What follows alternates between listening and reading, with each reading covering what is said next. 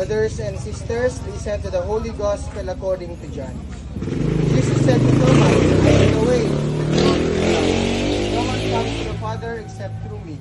If you know me, then you will also know my Father. From now on, you do know him and have seen him. Prayer of blessing.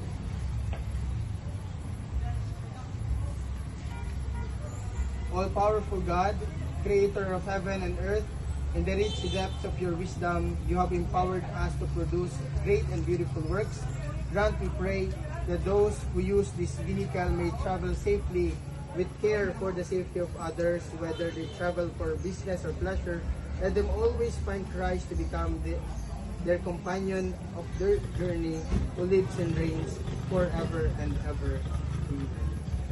Our Father who art in heaven, hallowed be thy name. Thy kingdom come, thy will be done on earth as it is in heaven. Give us this day our daily bread.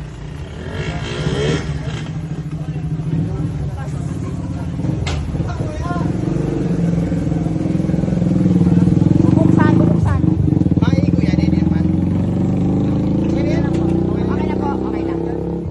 Our Father who art in heaven, hallowed be thy name. Thy kingdom come, thy will be done on earth as it is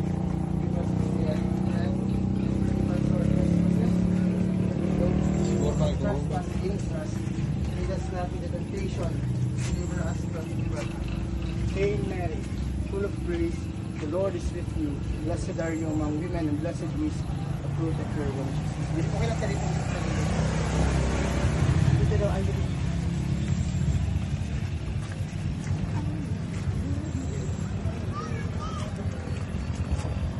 May the Lord be the guide on your journey so that you may travel in peace and reach eternal life.